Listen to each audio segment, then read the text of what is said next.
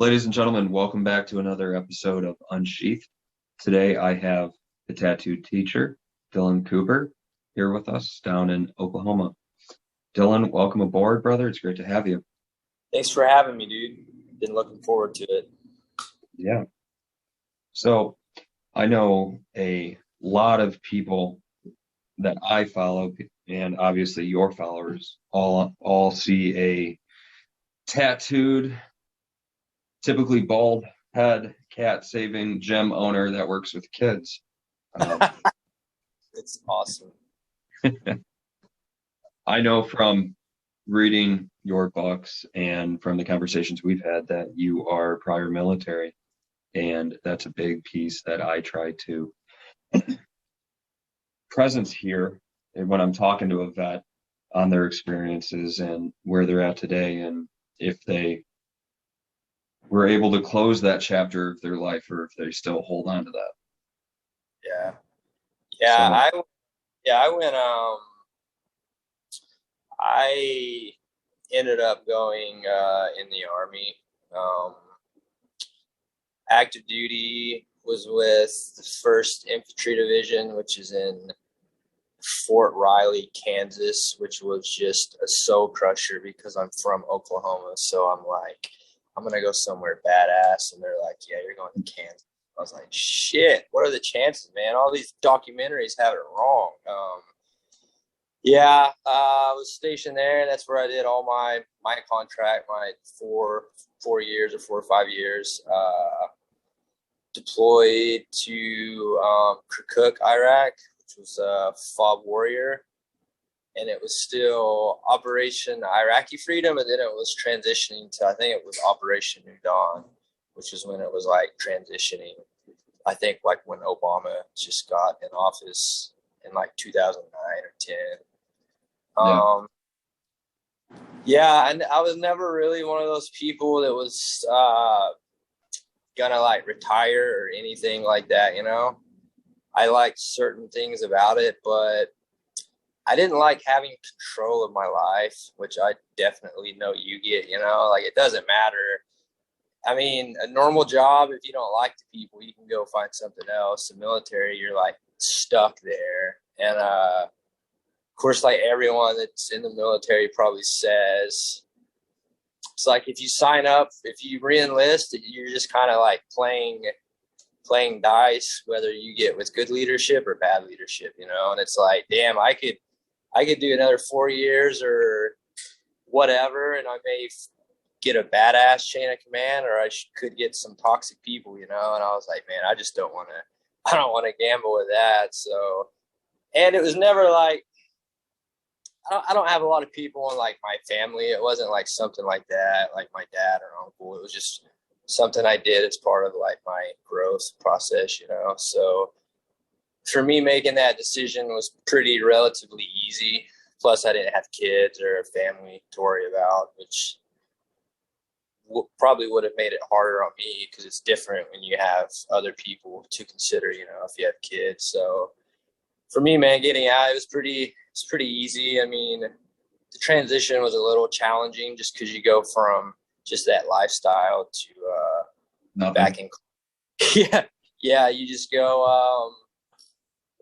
I think the weirdest part is when you tell people you're getting out and they're either supportive or they think it's like the dumbest thing ever, you know. They're like, what are you going to do? What are you going to do? Go to college? That's dumb, you know? Like, fuck, you can make $27,000 a year right here. Just stay. And it's like, a lot of people listen to that, man. But I look back on that, I'm like, man, those are some toxic people that don't try to, like, you know, help get you forward. And I don't know about the Marine Corps, but the Army, like your ETS process or whatever, it's like a 2-day thing, and they basically check off all the boxes and like teach you how to do a half-ass resume, you know. And then that's really it, man. So I didn't know shit about the GI Bill, like what I could even do. And the school I went to didn't have an official VA rep because it was like a smaller community college. So that was just the fucking worst, man. And then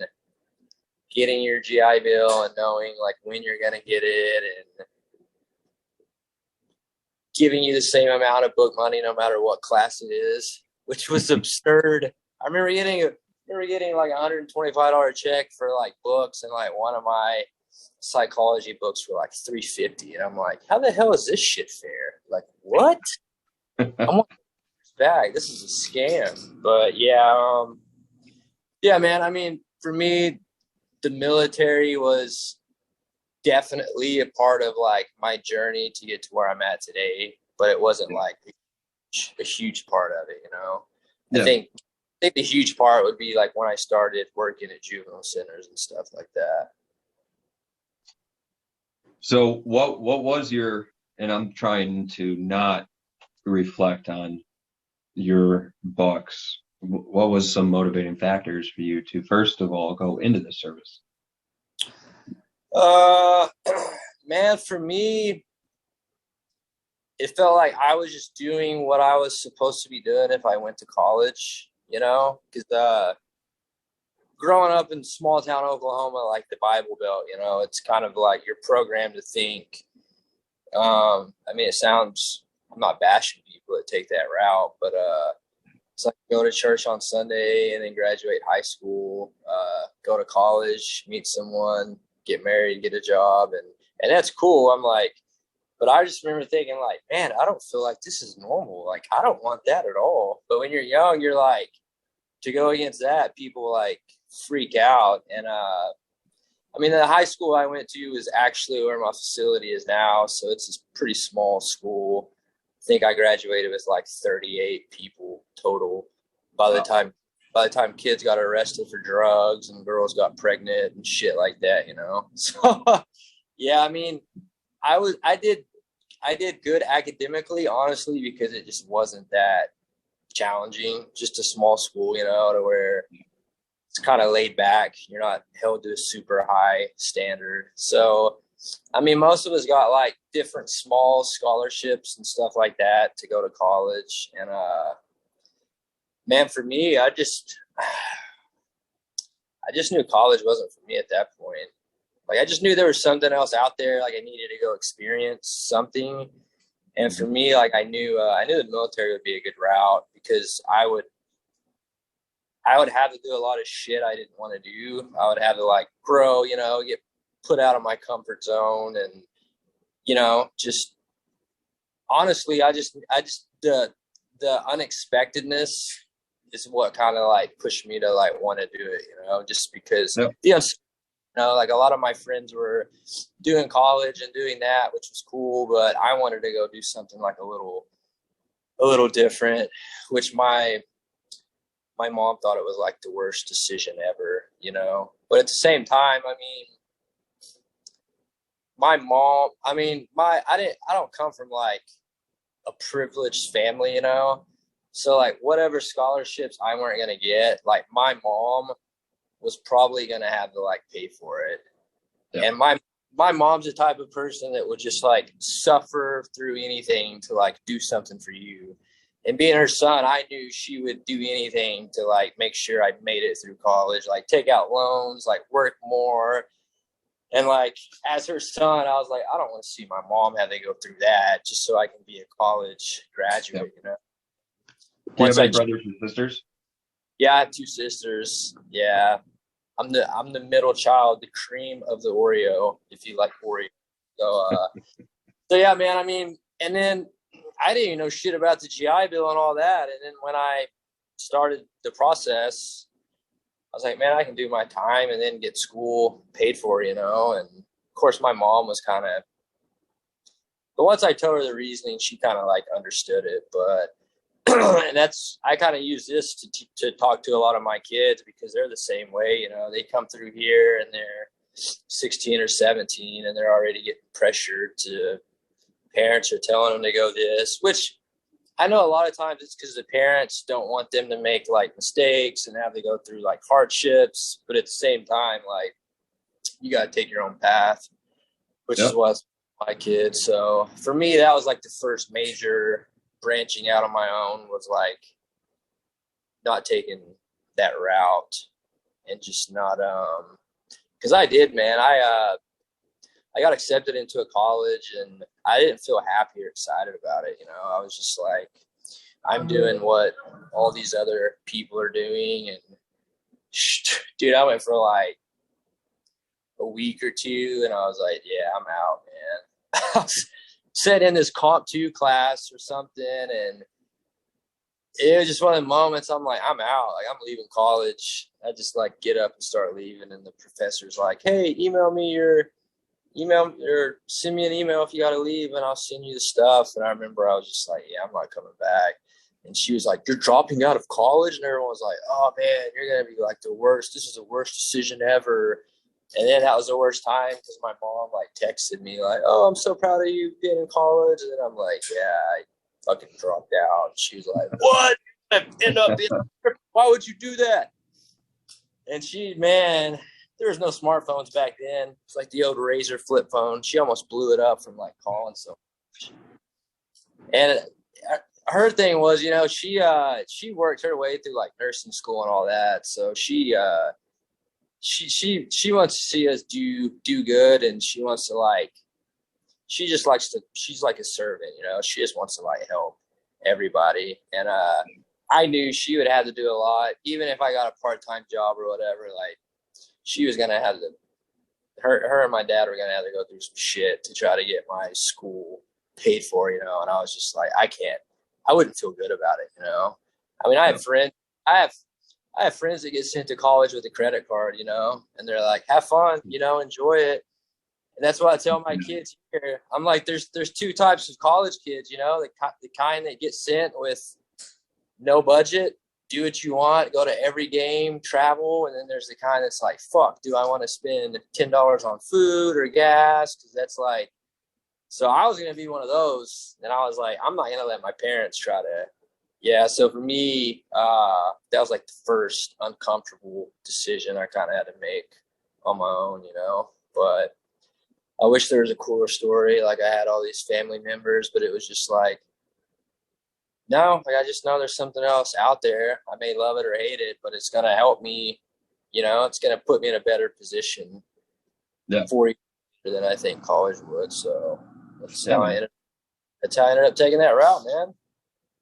Yeah, when I was a kid, my grandpa was in the Navy for like 4 years, and my uncle was some like E9 in the Air Force or something. Yeah. So I was the black sheep wanting to join the Marines, and I blame John Wayne and Tom Hanks and all those guys back in the day with the movies. Yeah. That's the shit that got me. He's in the Air Force, Mom. That's not even the real military. I'm going in the Marine Corps. I love it. Exactly. I love it. So yeah, I mean, that was my reasoning. I mean, it wasn't obviously anyone that serves. I think they want to like serve their country, but I mean, I'm patriotic, but I mean, I did it for my country, but I also did it for me, as an individual, because then I wanted to just kind of see how I liked it. And I never went in thinking I'm going to do 20 years. But I never went in thinking I would just do one contract and be done. So I just took it like day by day to see kind of how I like it, and then made my decision. Okay. So you did your couple years, you got out, and you jumped right back into school again, right? Yeah, I moved back to Oklahoma. I knew I wanted to do like psychology or counseling or something like that. I just didn't know like in what demographic or like what sector I wanted to do it, Yeah. I knew maybe something with like kids or addiction, something like that. I just didn't know. So I figured, taking like the psychology route would be the best route. And then the more I learn, kind of navigate from there. So yeah, I came back, ETS, and then started at this like local community college, which was fucking insane because the kids were so young. And you're coming out of like active duty, and they're like, you're just losing your mind. They're like walking around in flip flops, like shuffling their feet, have headphones on in class, and just shit you're not used to. And you're like, and the professor's not freaking out on them or like slapping them. And I'm like, oh, is this just like normal college now. But yeah, I mean, dude, college for me, it wasn't hard once I got out, just because the military teaches you how to show up on time and do the basic stuff, you know. So me going back, it wasn't that hard, just because I knew like time management and stuff like that. The thing that like the one struggle I had was I didn't really have like a support system anymore. Like once I got back here, because like my friends had either graduated college or took jobs. Now they have their own families, you know. So it was kind of like they did the college route and I did this, and now we're kind of in two different spaces, you know, where I missed out on the whole like college hangout party phase and stuff like that, which we both know you still like party your ass off in the military, active duty. Yeah. But so yeah, my thing was just coming back and not really like having like a support system, you know, like people to like hang out with. So like for me, the idle time kind of sucked at times, because just doing like my basics at the junior college was easy. So I mean, hell, I'd get most of the work done in like a day. Then you have 4 or 5 days where it's just like dwell time, you know. So yeah, I just went back to that college and started like working on my basics for like the first, I think it was like 2 years. And then I had to like declare a major.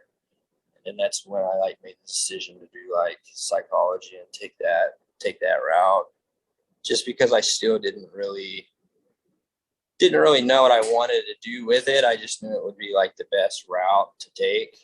Yeah. I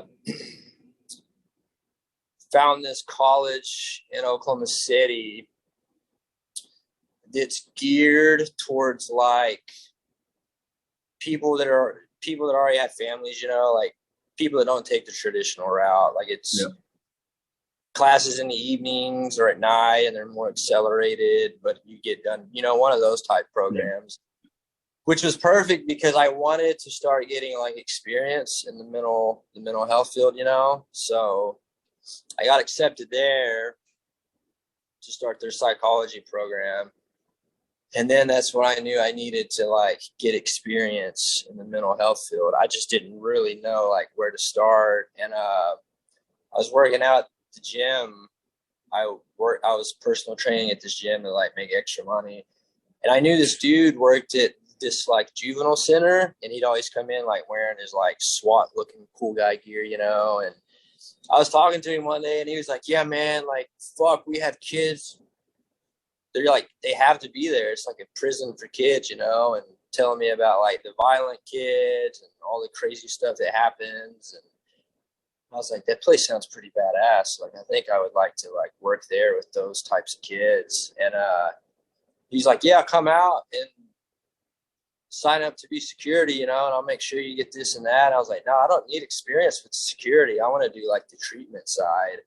And he was like, yeah, you're batshit crazy, because you're going to be like with those kids like all day, you know. And because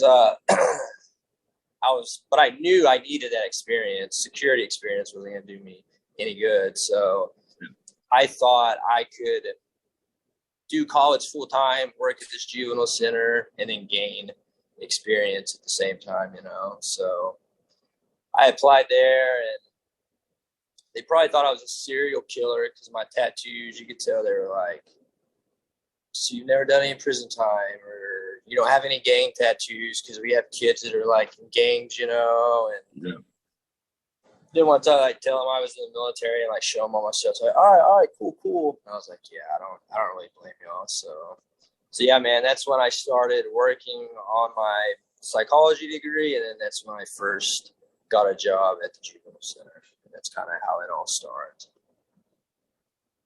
How was the experiences there at the center?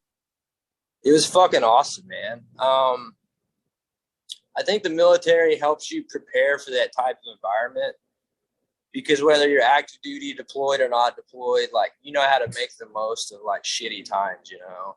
And for me, or kids that were there, that was a shitty time, whether you were working there or like was court ordered to be there. when you get hired, you go through like a 2-week training thing or like an orientation, you know, because there's like 5 different units and like 18 to 20 kids on each unit.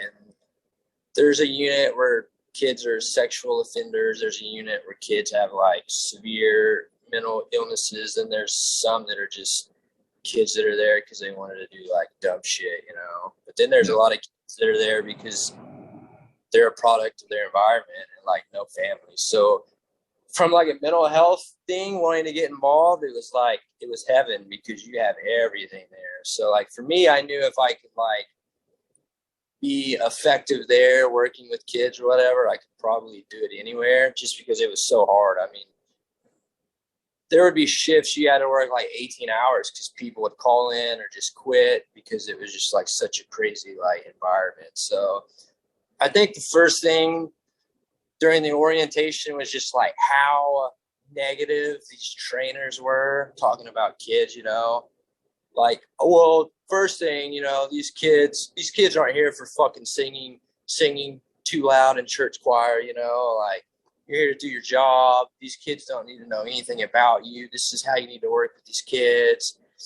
And I'm thinking, fuck, man, no wonder why this place is so like negative. Like, listen to the way these like, and these are all people that have been there and they're just regurgitating like the same stuff. And so part of me was like, wow, just do your time, you know, like, but the whole time I was like, I'm not going to use any of these approaches like at all because it just sounds like, I don't care how long they've been working there. It just didn't seem right, you know? So you make it through the training and then you get put on a unit and it's you and like, there's only like 2 or 3 workers on each unit and you're with the kids all day. You take them to school, you take them to lunch, you break up fights. I mean, you do everything. So like the first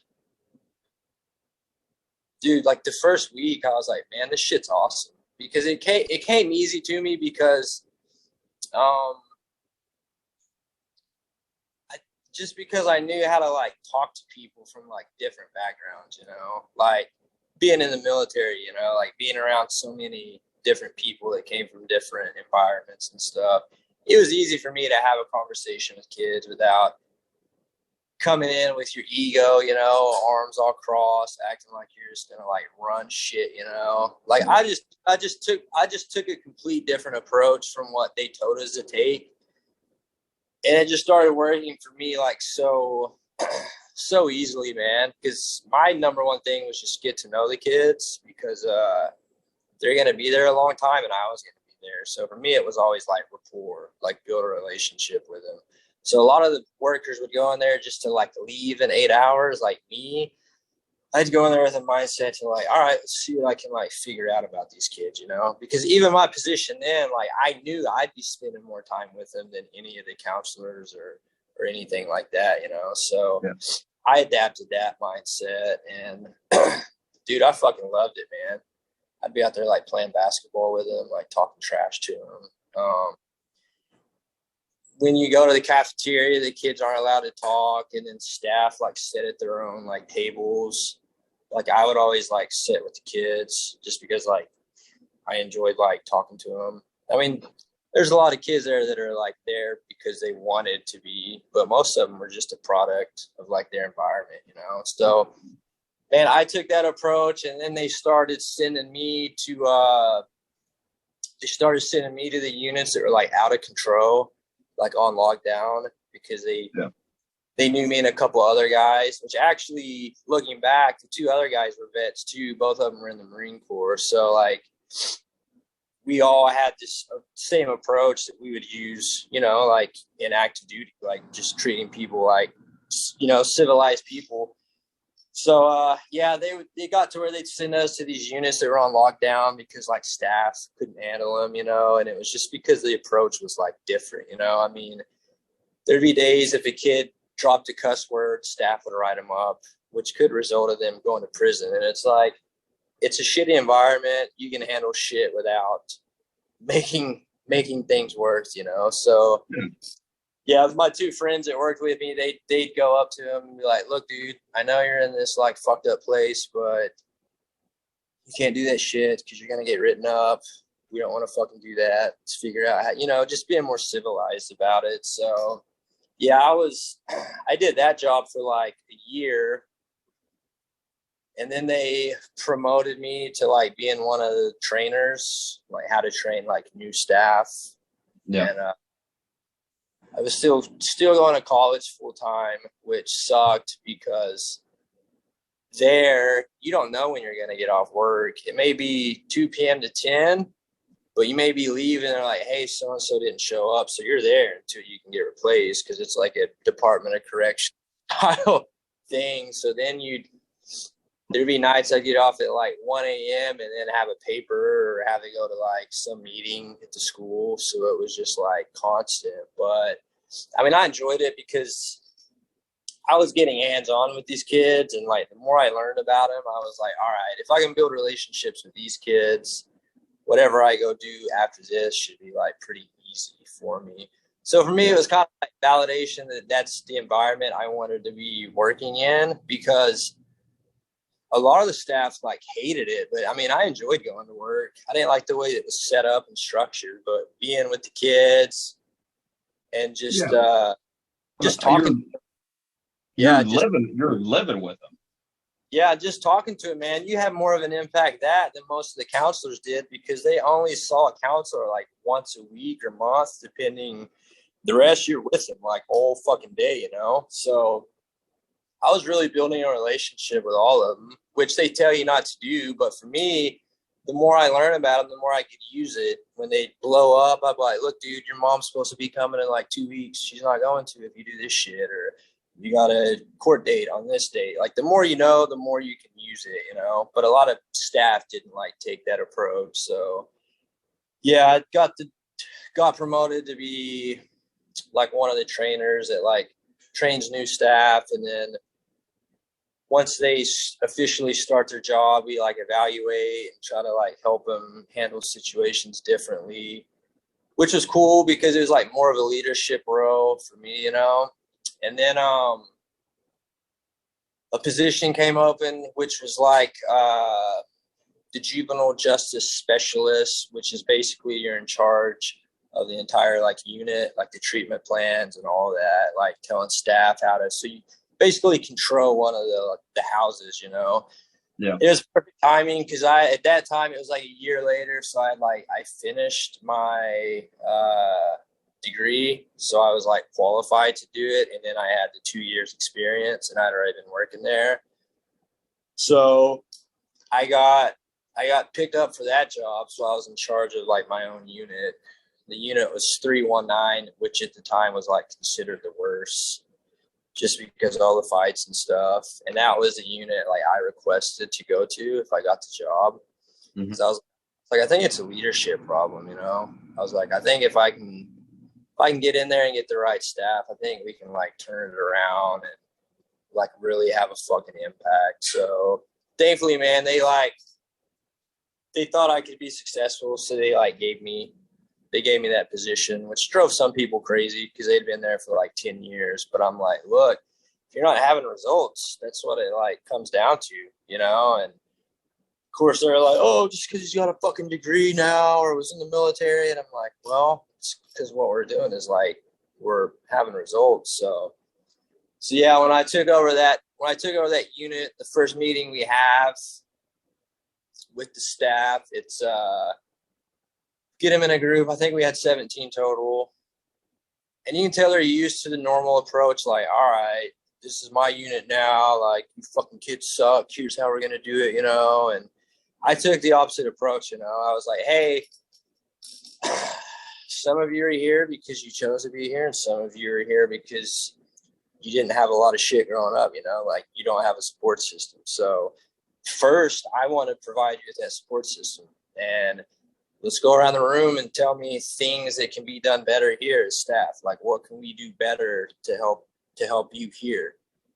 And you can tell they'd never been asked that. And then they started going around like, well, one thing we don't like is how disrespectful staff will be. And then if we drop a cuss word, so I'm like, all right, let's communicate this stuff, So yeah, just that meeting alone helped because it made them feel for the first time like they had a voice. And most staff, they're like, we don't care what you're here for. Like, you're here no matter what. Mine was the opposite approach, man. Mine was like, man, I could have been in here if it wasn't for my mom, and you don't have a mom, so I can only relate. So, man, let me help you however I can, because if we're here to rehabilitate you, it starts with like our approach, you know? So that's something I told the staff when they came on board was, we're going to figure out a different way to like handle shit that happens like on our unit, you know? Obviously we're not going to let dumb shit occur, but we're not going to make this environment like even worse, being petty over dumb shit, you know? So they let me pick some staff, and it's fucking funny. They were like most vets. Then I found 2 ladies that were like the grandmas of the facility, took them, and then 3 vets. And it was just like smooth selling, because there'd be days kids would act crazy and they need to get taken down a notch, you know? And most vets were like the perfect person to do that without writing them up, you know? Like, oh, I ain't gonna write you up, motherfucker, but if you get out of here, someone's gonna shoot your ass. That's what's gonna.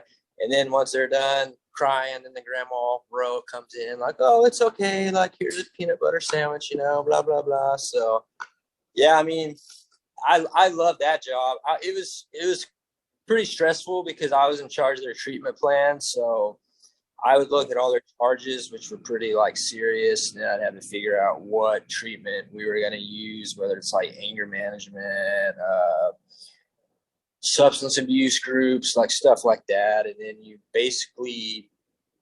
you're the last say to whether they like get out, complete the program, or like go to prison, pretty much. So I was like the gatekeeper.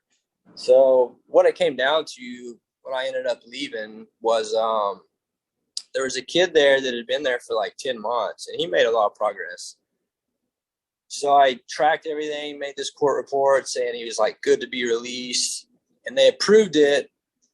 But then they emailed me and said, hey, we're going to release him. He's good to go, but we have to keep him here until another kid comes in to fill the bed so we can get the money, because that's how the funding works. To get more money from the state or the government, that bed has to be utilized. So until we knew another kid was coming, he was going to stay there no matter what. And I was thinking, as shitty as it was, I'm like, well, maybe you're talking like 2 or 3 days, you know? So I bring the kid in, and I'm like, look, dude, I'm thinking like 2 or 3 days. I don't know. Like, this is my first time in this situation, but we'll figure it out. But you completed the program, so you're good. The problem was, as long as he's in that environment, dumb shit can happen. You know, a kid could try to fight him, or a staff could be having a bad day, and then you end up going to prison. So, dude, after a week, I emailed him and like talked to him in this meeting, and they said it was going to be like another month before this kid was going to get released. So I'm just thinking like, there's no way. Like, no, you can't do this shit. Like, there's no way. And they're like, oh yeah, it's just how it is. And the amount of people that were saying it's just the way it is was just like disturbing to me. And these are like churchgoers and people that claim to be all these nice people, and they just want to keep kids there because they don't have. So, dude, that's bullshit. That was a huge issue for me. And now I realize this happens in a lot of different institutions. So, yeah, that was like my final straw. And then I came to the realization on that day that I would probably never fit in at a place like that, because like I have morals, you know, and I'm not just going to do my job and like fuck some kid's life over because it's what I had to do, you know? So for me, it sucked because it's like you spend so much time there, spend time going to college and thinking that's where you're supposed to be. And then you come to this realization, like, this place isn't what you thought it was.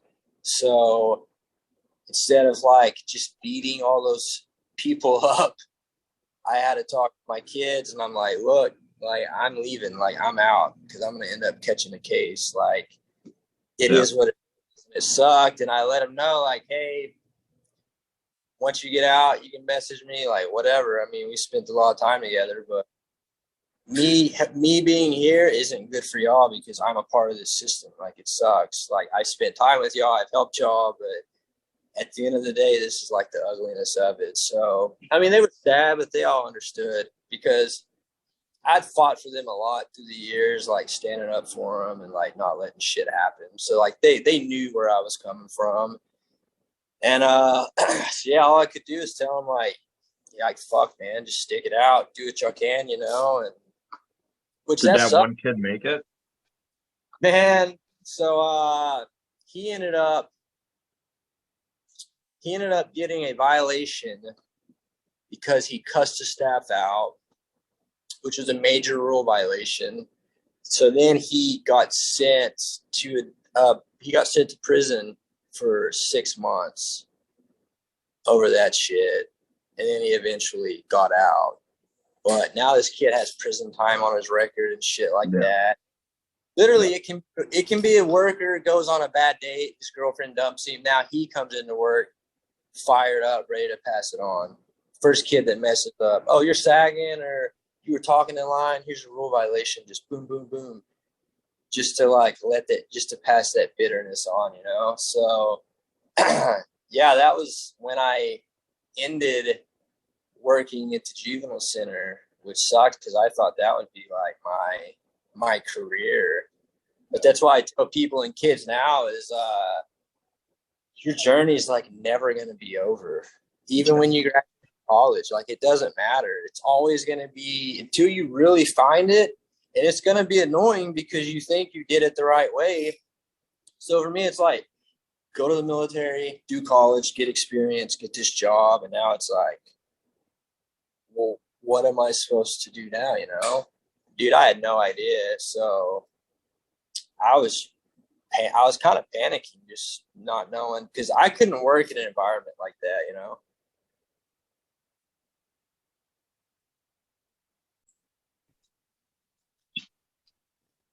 So yeah, I didn't know what I would do after that, and then was just kind of stumped on what I was going to do next. I had like the training and education, but in a setting like that, it wouldn't be good for me because I'm just not going to let shit like that happen to kids. Yeah. So kind of sucked. It was disheartening, and then I didn't know what I would do next, and then someone messaged me about this teaching and coaching job, and I was like, dear God, I don't know shit about at a high school. And it's a high school I went to. It's a pretty rough environment, man, just because so many kids coming from like not the best situation at home. So it's a hard place to teach and coach because kids aren't very that receptive to like the traditional stuff. So my first thing was like, I don't know anything about teaching and coaching. And they were like, well, like,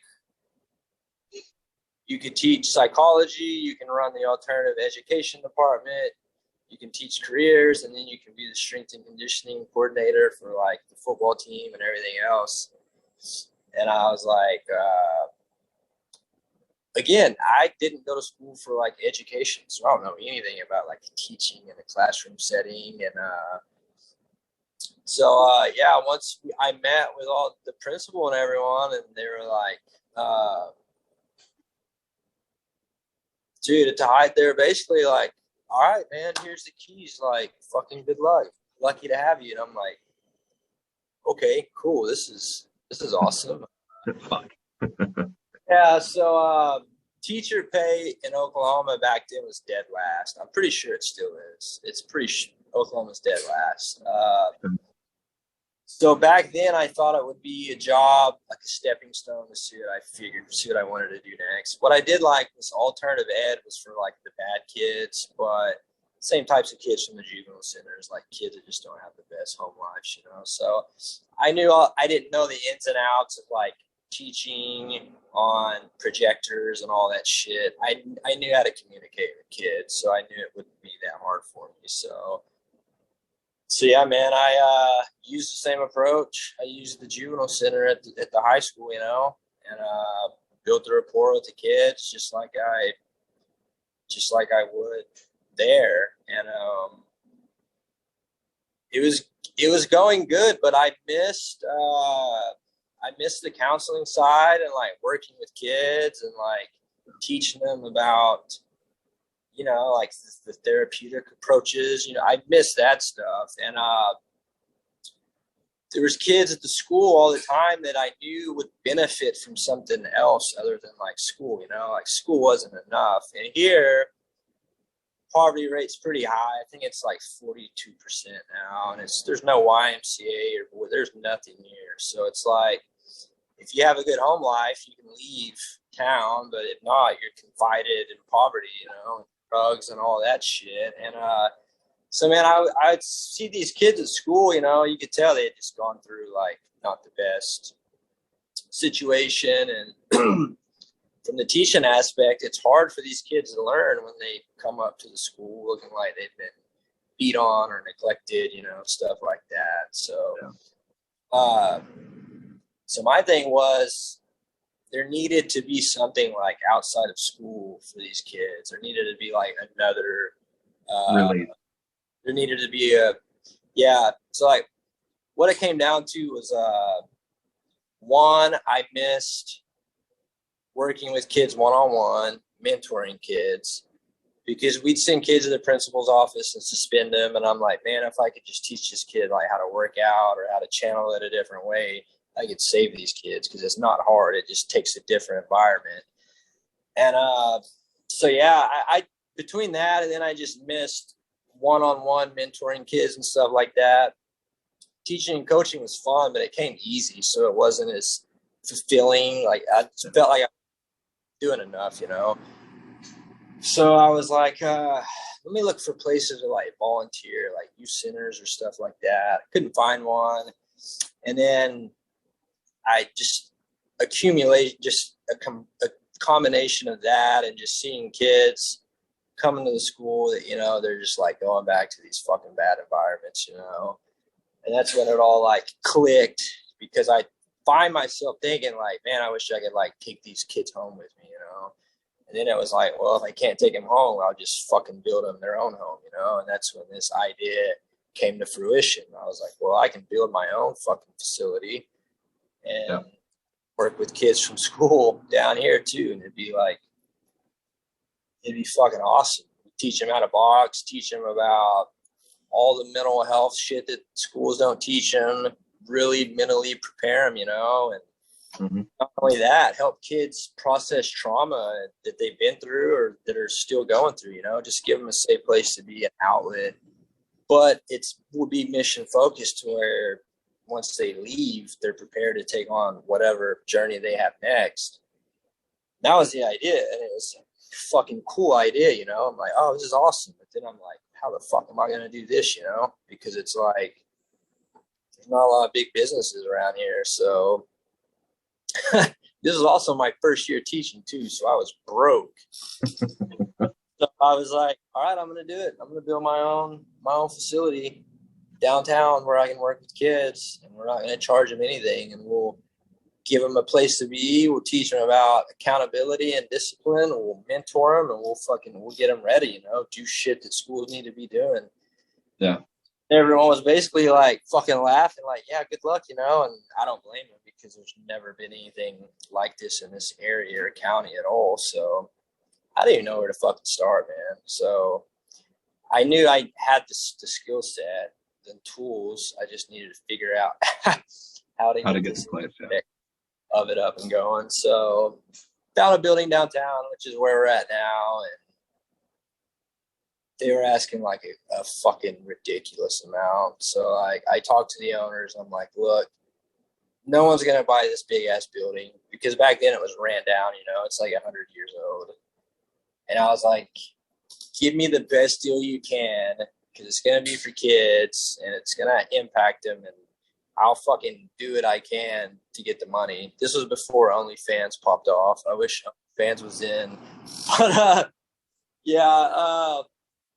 so we came up to this amount. If you can raise this much money, you can buy the building. So I'm like, all right, cool. I at least like have a goal, an objective. Yep. Problem was, you go to these businesses, like, oh yeah, it sounds awesome. We'll give you $50, and you're like, oh, that's awesome, but fuck, I have a lot more money I gotta raise. So, dude, I knew it was just gonna be a struggle. So we'd have a closing date 6 months away, and I'd have to move it because I was still short, or something would come up, man. And dude, finally, after a year of just doing what I could, I had the money to buy this place. So bought the place. On the day I bought it, I had no money left, like, in my account at all. Like, my grandma had to give me like $80 till I got paid. Then they gave me keys to this ran down building, which was back then, and it was a cool moment. But then I'm like, fuck, now what am I gonna do? I don't know what I'm gonna do, And it needed so much work, like thousands of dollars worth of work. And that's when I knew I was serious about what I was doing, was when they gave me the keys and I walked in here and the place was just rusted and looked like fucking shit. And I thought it was like the coolest place ever. And that's when I just like programmed myself to just like everything we see today, I saw back in like 2017. I just never like lost sight of it. That's what kept me going. So yeah, man. And then just the next 2 or 3 years, it was just work, raising money. I couldn't pay construction companies, so I hired a bunch of my kids. It was in the book, we were down here with headlamps because the electricity didn't work. And this is when I was still coaching too, so I'd coach a football game on Friday, get done at 10, and then come back here, and we'd all be in here with fucking headlamps on, beating the shit out of stuff with hammers, pulling stuff out. So it was just everything here was like built by me and a bunch of kids, which I like the most, Like nobody showed up and gave me a lot of money. I wish they would have. Nobody was like, hey, here's all of our construction stuff, you can use it. No, it was just me and a bunch of kids. But I made a commitment to them that I was going to do this, so I was going to like see it through, And they got to along the way, So, dude, after a year, I had like dumbbells that went up to 20 pounds and like one squat rack. The windows were still all busted out. It was like 20 degrees in here. Water didn't work.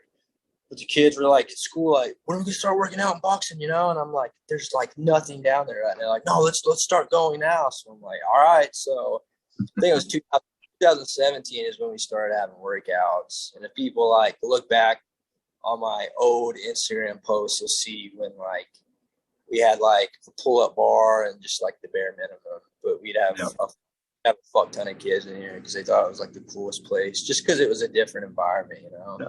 And it was theirs. Yeah, so that definitely helped me just keep moving forward, because, dude, it was horrible. Because on top of that, I'm not making any money teaching, and I'm just trying to supplement income to go into this, And then on top of that, people's telling you that you're fucking crazy, which I don't blame them, because it's just a lot, But yeah, I knew it would be I knew it wasn't about me. I knew this place was gonna be mine, and I like it, but I knew what it would provide for kids. So it really helped push my feelings aside and like focus on what needed to get done. Because, man, this process was absolutely fucking agonizing. So when people ask me like how to get something like this going, I'm like, you don't want to fucking know, because you probably won't even like try to do it, because it's not. I see people, it's like, I'm going to start this nonprofit or this, and they'll raise a GoFundMe account for like a week and don't get it. They're like, oh, it's just not meant to be, And there's just no fucking denying this for me, Like, I'd go to a company, they'd be like, yeah, it's just not a good idea.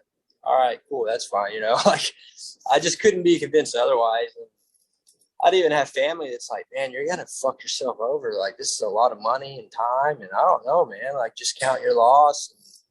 And I know they meant well, but it's like I tell people, they just couldn't see the end product. And that's why I tell people, like, I can't see what your vision is, but you can, and that's like what's important. So fucking bring it to life, because I can't feel how you feel about it. So for me, man, this became like my obsession. Like, it'd keep me up at night, it'd wake me up. Like, I just wanted to keep working on it, and it sucked because there was so much work that like needed to be done. So yeah, where we're at now is like year 4 or 5, and I think we're right at like the $98,000 mark we put into this place, but that's from fundraising, raising money, and stuff like that. So I didn't have to take out a loan, or I didn't have to swallow a lot of debt. The building's paid for. Everything here in itself is paid for, which is the biggest question people ask is like, how do you keep it going with, all this shit and let kids do it for free? It's because my overhead is very minimal. I mean, I pay the electric and water, and everything else has already been paid for.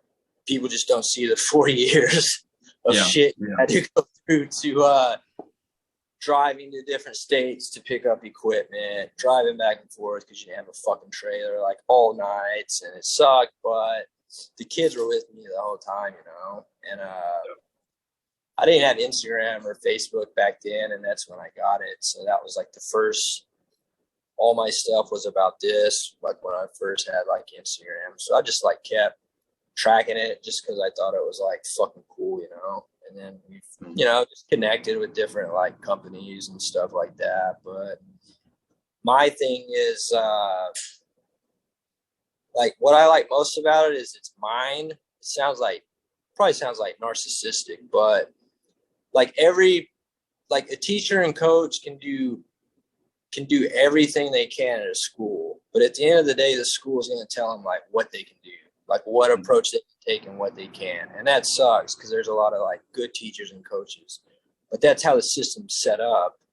It's the same with like juvenile centers and prisons. There's people there that like want to help the fucking people, but their hands are tied with how it's structured, the politics. So for me, I wanted to make sure I had no politics. And that began with making sure I didn't take any money from people that could take something in return, which sucked. I'd have banks and companies that wanted to invest, but they wanted to have a say in it. And it sucked because I needed that money. And I was like, no, I can't take your $10,000 donation because I don't want to teach kids this because I think it's bullshit and it's not how I feel. And it fucking hurt because my mom was like, you're fucking crazy. And I'm like, I know, I need that money so bad. But yeah, I mean, I knew making sure we could have an impact here, I needed to have control of it and be able to bring in like-minded people and not have to worry about like politics, So that's what those 4 years really consisted of. So that's where we're at today. So how many kids do you typically work with? So we just not graduated from here. We had kids graduate this past year. We'd been together for going on 5 years. So when they were in 8th grade, I was their coach, and then I got this. So we'd basically been a family for like 4 or 5 years. So that was the first big group. Right now, I'd have to check. I think we're at like 18 kids total, which is way too many fucking kids for just myself. But it's a good problem to have. On our website, it says the youngest is 12 unless approved by our administration, which is me. So there'll be days someone tells me about like a 10-year-old kid and I know I can help them. I'm not going to be like, oh, you're not fucking 12 years old. Sorry. Sorry. Which goes back to making sure I can like control the way we're like structured, But with me, I just knew we'd have to fund everything here. But the biggest part was making sure kids didn't have to like pay for it because there's a lot of kids that like can't afford it. But I mean, we have kids that are here that have great families, and then we have some that have like no families, but the approach is like all the same, which is what I like. And I think we're having a good impact because we create an environment that's different than like most schools and stuff, And kids want to be a part of something that's not easy to be a part of, because we have like standards and there's hard shit that they have to go through. But Yeah, man, it's just we're trying to build leaders too. It's not about sending them here, getting them out of here ready for college. It's about getting them ready to like be a man and a leader. And you've sent a couple to the military, right? Yeah, we've had quite a few. We actually just had one graduate Navy boot camp. I don't know why he wanted to do that, don't it? But yeah, we've had about five now. Five now, I think. Okay. Some of them go National Guard. We had a kid that went. He's with the 75th Rangers right now, and he's about to get out. So I mean, we've had a wide. The main thing is what we do here is we get them out of their comfort zone and like make them think for themselves.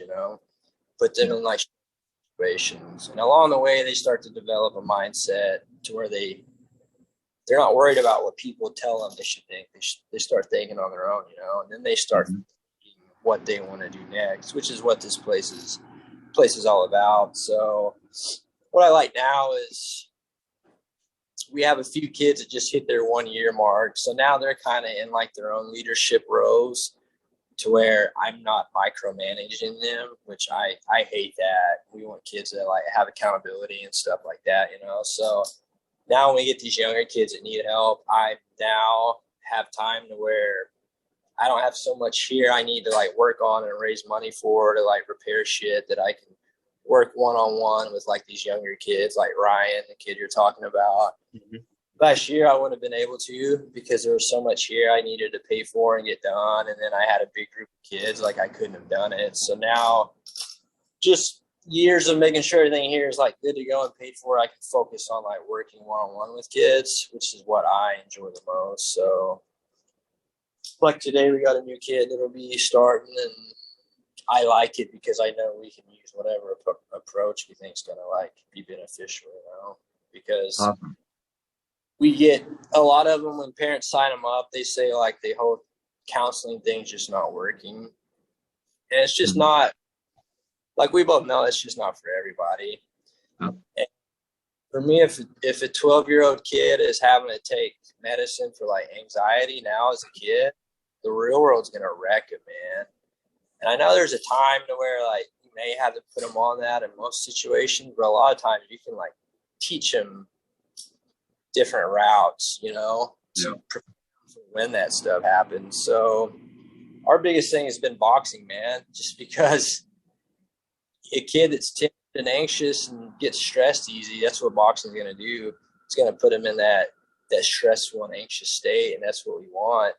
Yeah. And down there, when they get put in it, they're already looking for an escape, right? Looking for their mom or the teacher. And here it's like, you are the escape, like you are the way out.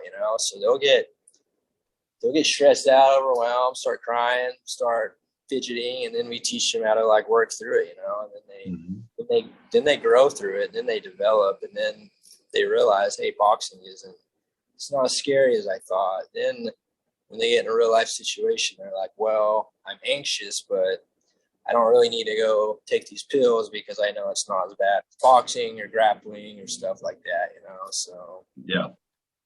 that's really it, man. I mean, And the kids, they box, they work out, they do ping pong. yeah, they're fucking ping pong machines now. Yeah, so when kids first sign up, I have our own protocol we take them through no matter what. And then what we've been doing now is once we know what a kid wants, we kind of like cater their shit around them. Like the Yeah. kids, we have a kid that's like the kid that just graduated Navy boot camp. He knew that's like what he wanted. So once we put him through that, we started getting him like ready for that, like ASVAB preps or like whatever. So uh yeah, man, it's our main thing is obviously like the fitness.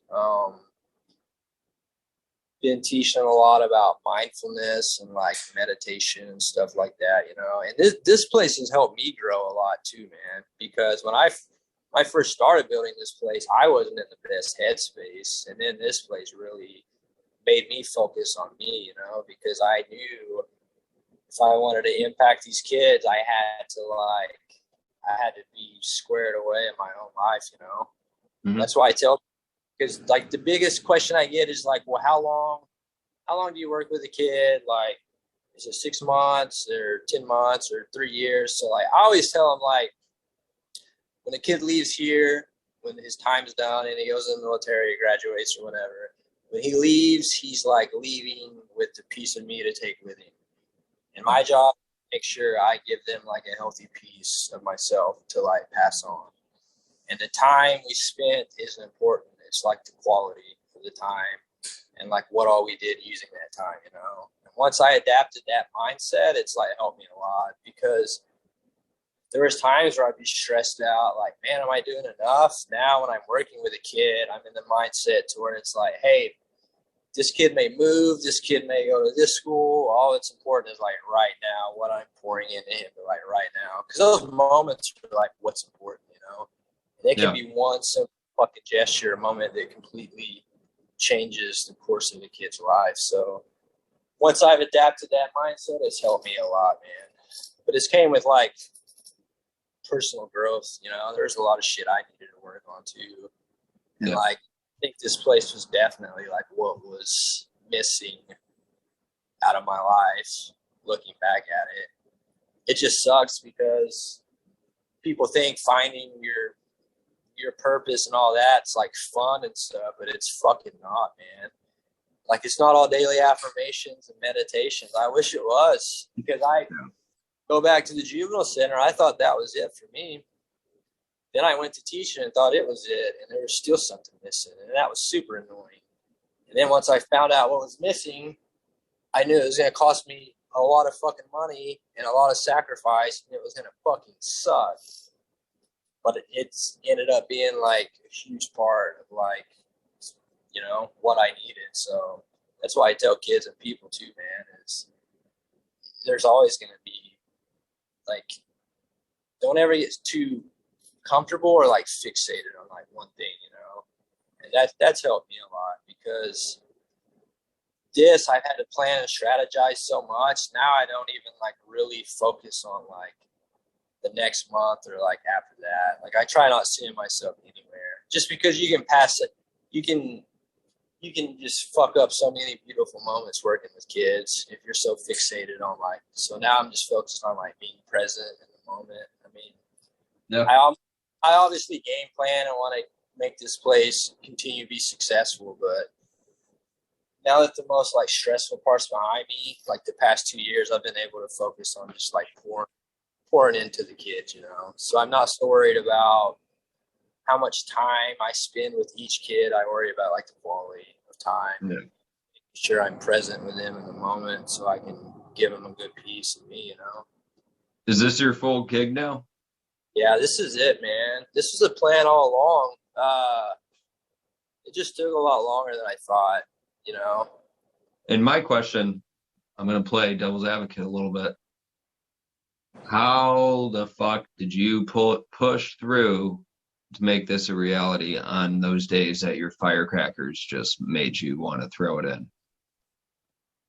I would think about the kids that I made this commitment to, you know. Mm-hmm. About them. I would think about all the kids that probably had guys promise shit in their life and then fucking bounce when shit got bad.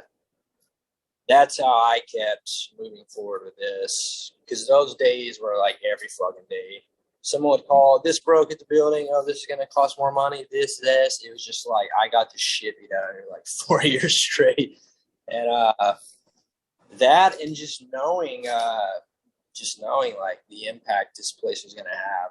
A lot of people, like, manifestation is real, like, obviously, but you got to believe it too, you know. Like, it's easy to write down, but once shit gets bad, that's when you know, like, if it's really for you or not.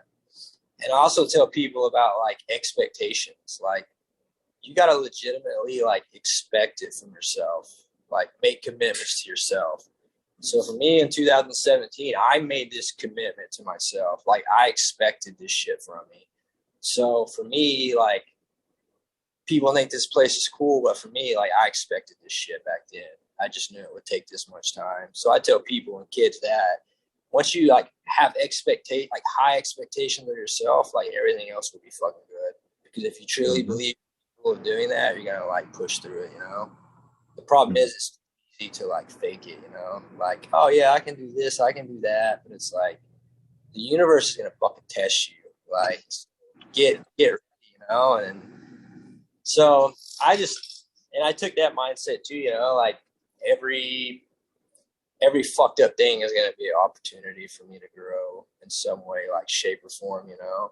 And I think what's cool about this whole process was, and like our conversation and even knowing each other like validates it, was back then, like the majority of people that I was like talking to or I was around, like didn't fucking believe in this at all. Like they did, but they didn't, you know. And you could feel like their vibrations, and it sucked because I'm like, fuck, man, there's got to be people that think at a higher level than this, like narrow-minded people. And I knew, like, you know, I'm going to keep doing what I'm doing here. If people find out about it, cool. If they don't, that's fine. Like, I'm going to do it either way. But along the way, I'm like, man, I know I'm going to connect with like like-minded people at some point, you know? And, yeah, I mean, and like our conversation and the fact that we've like connected, like me and you and guys like Cody and like everyone else, you know, that we've connected with, just validates like when you like stay true to like who you are and your path and like what you want, like you're gonna attract and you're gonna find like the right people. That's why I tell kids all the time, because they're worried about not upsetting people or people not believing in them. And I tell them, man, like if I would have listened to that, this place wouldn't even like be here. I would have left after like my first year of teaching, you know. And like my mom's a perfect example. Like she's been my biggest supporter, but like my biggest critic, because she wants to see me succeed. And when I told her I was teaching, she was like, "You're an idiot. Like you're gonna lose a lot of money. Like you're fucking dumb, you know. Like no, go make this money." Then a month later, hey, I'm gonna try to buy this building downtown with no money I have. Why, Dillon? Why? You're an it. No, don't do it. And now she's here all the time, you know, bringing kids water and talking about the kids. And she, every once in a while, she's like, yeah, I remember, I feel kind of bad for trying to. And I'm like, no, you just, you know, it's what people do. Because going back to what I was telling, like she couldn't see what I envisioned. And that sucks. So that's what we're big on here too, is like teaching kids the importance of like whatever it is you want to create, like fucking do it, you know? It's not, and plus like you were just saying, I mean, Ryan, the little kid, he might have this vision of what he wants, and you might not be able to conceptualize it, but you're vibing at the same level as him. Yep. Huge. Yeah, dude, we don't hijack any kid's future. Like we don't do any of that. If they tell us like their plan, we'll like evaluate it and help them strategize. We're like, no, you need to go do this. Like, and that's what freaks people out the most. Like, you push kids towards like the military or college and like nothing. Because I mean, we have one of our kids one of our first ones is graduating college in May. One of them went through Ranger school and all that. And then we have a few that are just dads already that are just working and taking care of their fucking kids. And we think they're all like the fucking coolest, the same, you know, because they're taking their path, and that's all we want. Yeah. But along the way of teaching them how to, they grow a lot, you know, they gain confidence, and it's because they learn a lot about themselves. And most kids aren't learning that in school, you know, because I think most kids graduate high school and don't even have a clue of like who they are, because they've never been pushed out of their comfort zone. And for me, my belief is when it comes to like a mental growth, there's got to be a physical component in it. I can give you a cool TED talk about stress and depression and anxiety, or I can put you on the grappling mats and like make you experience it, make you fucking cry and sweat and hate me And then when you think you're about to fucking die, I teach you how to like counter everything. And then a fucking switch has been flipped, you know?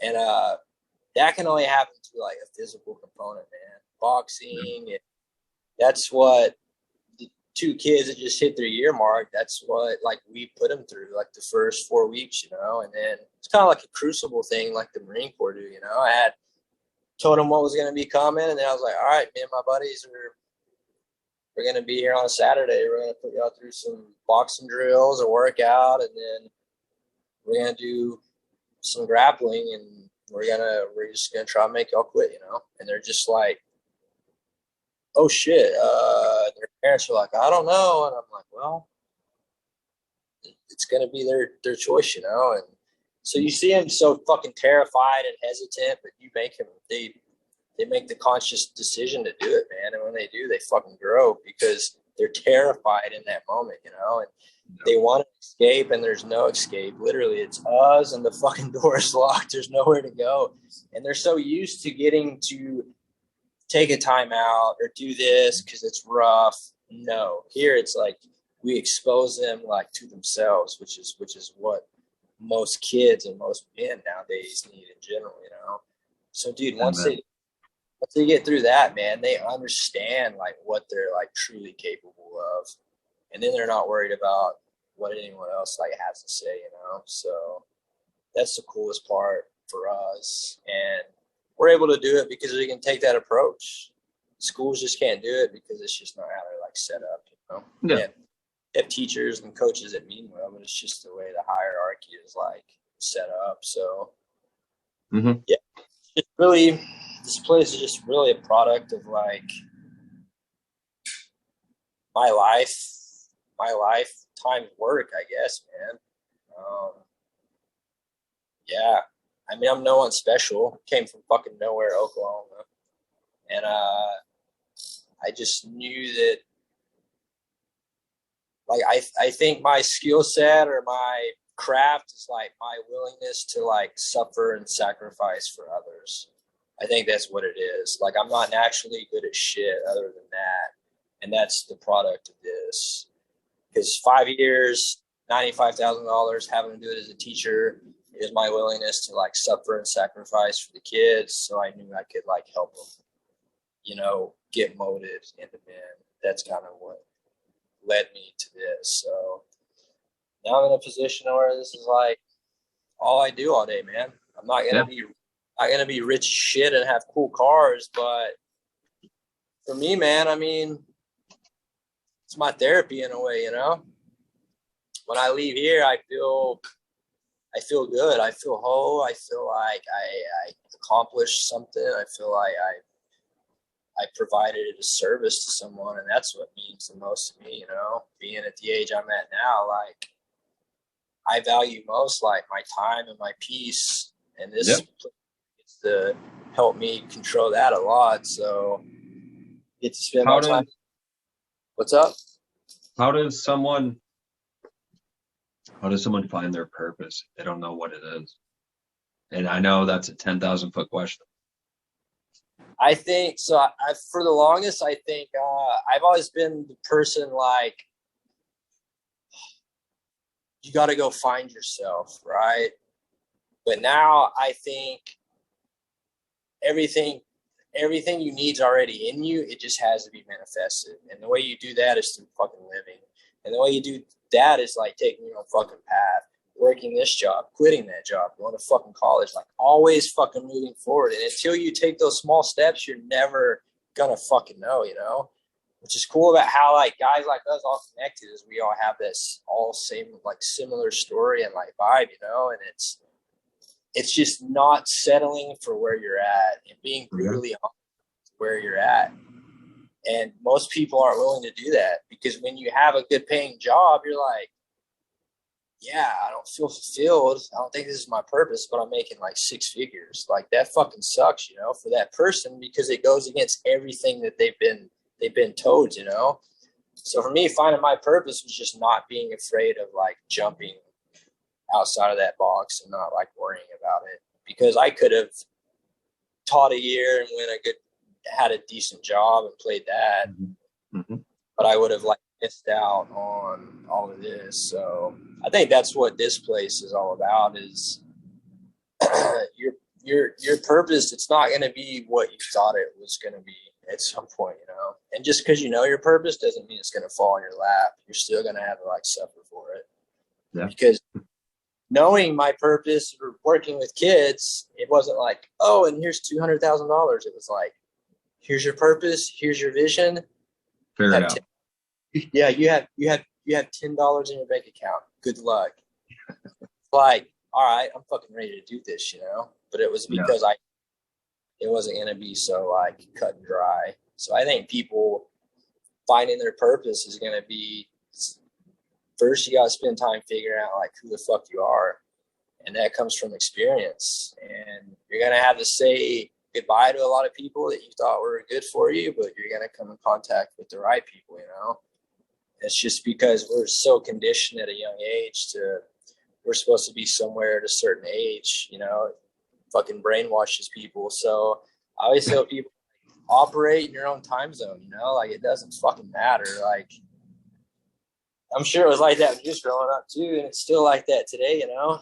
Kids are already they have to be in a certain place at a certain time and that's cool and that's what we get to teach here, you know. It's like you teach them like the opposite. Like, man, go fucking live. You got a crazy fucking idea that makes no sense to people. If you can see it, fucking do it. Either way, you fucking fail. The world's still here. Like, you can still go. Like, Mhm. it sounds bad, but fuck, we're all gonna die at some point. Yeah, man. Yeah. I mean, It's I played the six-figure role with the family, the house, the vehicles, not not fulfilling lifestyle. no. I totally get it. And I think once you step into that role of like what you were supposed to be, it'll work out. You know, it's just gonna take time. And I think the universe will like reward you, but only when you like suffer for it. You know, it's like for me, this wasn't rewarded. Like the universe allowed it to happen after I suffered for it for like 4 or 5 years. You know. For people that are watching this right now, are Yeah. they able to donate? Oh yeah. Oh yeah. Go to my OnlyFans. No, I'm just kidding. I don't have an OnlyFans. Our website is themindsetacademy.org. It's got like our basic information, the way we do stuff. It's got a simple donation link. You can make an online donation. It goes directly to what we're doing here.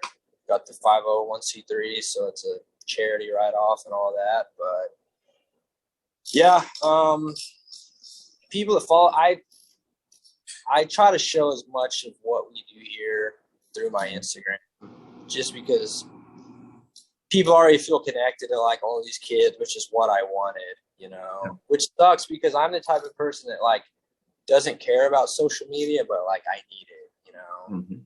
But it's also important for people that's like supporting this to like see where their support is going to because I've given and donated, and there's been times I'm like, "Fuck, where did it even go?" You know. So for here, I want to be transparent and let people like see.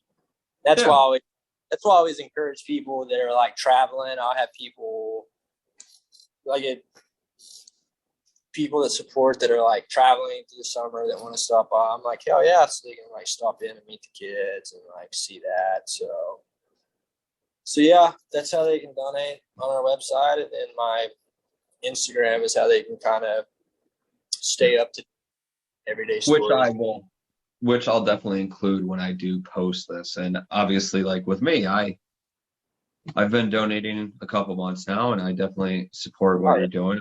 I love watching the kids. Some of the kids losing weight. I love watching his jokes get better and better. yeah, man. And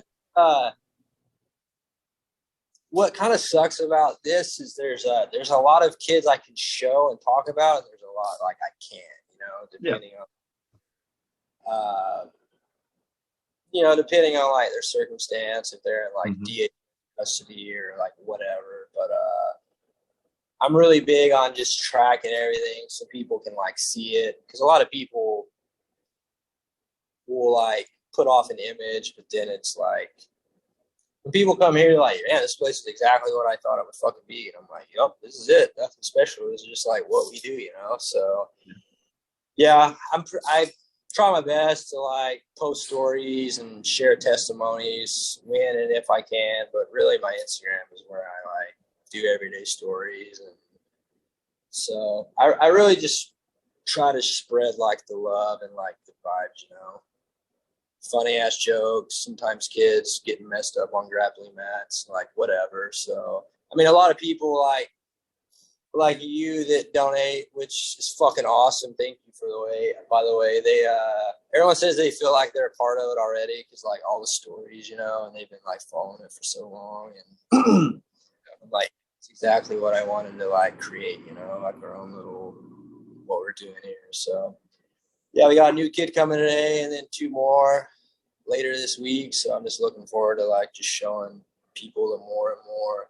The two kids that have been here a year, the ones that have lost weight, they're wanting to do like a powerlifting competition. So we're gonna start training. Oh, yeah. And they're so fucking terrified because they've only been working out a year and their bench isn't that great, and they see what other kids their size are doing. But for me, it's like it's about setting go and just fucking doing it, you know. So today we're having their first like powerlifting conditioning year, so yeah. They're like that, but it's shit they would have never even tried to do like a year ago because they wouldn't think they're like capable of it. So that's all we do, man. It's just try to be a fucking support system for these kids. I mean, you can learn all the psychology you want. Sometimes a kid just needs like a friend. Sounds cliche and like it's normal. It's true. It's true. It's really, yeah. I mean, too bad you didn't live closer, man. You could be here every day. Dude, I love it. I'm all about. It's funny when I have people reach out about like volunteering, and it's always the opposite of what they're used to, you know. Yeah. Like, yeah, like, hey, I'm thinking about volunteering. I'm like, all right, well, tell me about yourself. And it's like, well, I graduated from this high school, got my master's from this school, worked at this job, and I'm like, oh, that's cool, but like, who the fuck are you? Like, what are you? Yeah. What's your story? So, yeah. A lot of times, you know, a lot of fucking veteran friends would be in here, all be tattooed, shirtless, listening to Wu-Tang, out with kids, ping pong, and it's just not what people think, which I love because we'll have politicians and stuff want to like stop by, and you can tell it's just not what they thought it would be, but they're like, man, this is awesome. It's just like y'all's own little village, y'all's own tribe. I'm like, yeah, it's exactly what kids need. So. Exactly. They need some real fucking people in their life. Yeah, so that's it, man. I mean, like you just said, just like there's been times in my life where I was worried about showing like who I am because you get so programmed, you know, even in the military. And you know, don't take pictures with your tattoo showing. Like, don't take workout. Just negative people, man. And once I like just accepted like my authentic self and just like put out who I am, like my life just got a lot better, you know. So I'm big on telling kids that too, you know, like how to just unconditionally love themselves, which is a process in itself. So, but like you said, man, it starts with me, and I think kids can sense that I am who I am. I'm consistent. I don't try to. Didn't matter who came in for a visit. I'm the same person. Like it doesn't matter, you know. So I think kids are drawn to that because a lot of them have been around people that have made empty promises or inconsistent people. So that's it, man. I'm just being my weird ass self here in Oklahoma. Do you have any final like lessons of note or anything that you'd want to share with a viewer? Like in regards to like what? In regards to like just life in general, like figuring out what it is they want to do, or just sure. Yeah.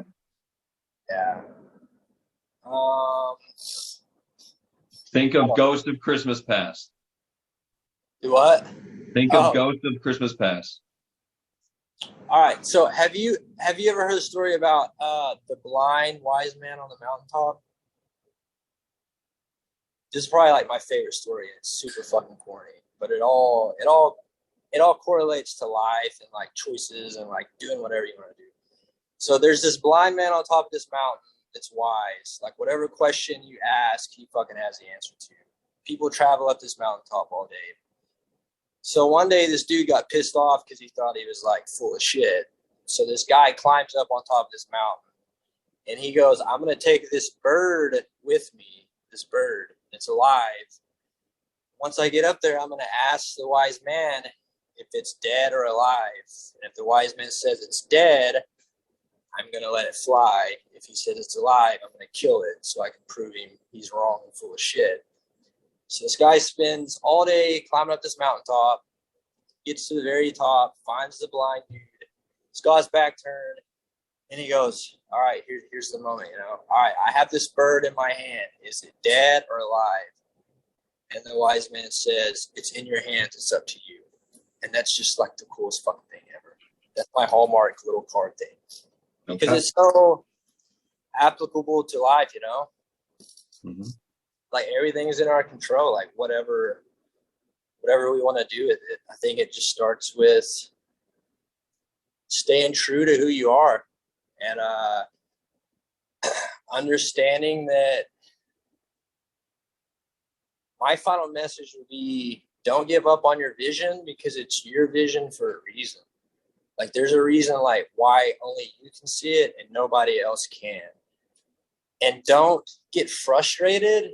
Be thankful because it's a fucking special thing to be given that vision, And just because people don't see it right out of the gate, don't fucking give up on it because you were given that vision for like a specific reason. And if you see it through and bring it to life, like something like beautiful is gonna like come from it. And like my story in this place validates that, We wouldn't have this conversation. I wouldn't even know you if I gave up on the vision, So that would be my final message. Your vision, whatever it is, don't give up on it, Don't let people steer you away from it. Don't let people pull you away from it. Just stay true to who you are. Once you get that vision, just don't fucking give up on it. See it through. Outstanding, brother. That is it. Well, with that being said, from everyone that is listening, I will extend the utmost gratitude for your time today on Unsheathed. And what's up? Thanks for having me, man. This is fun. Yeah, brother, of course. And now I will be killing the recording. How long was that? Like an hour? That wasn't it.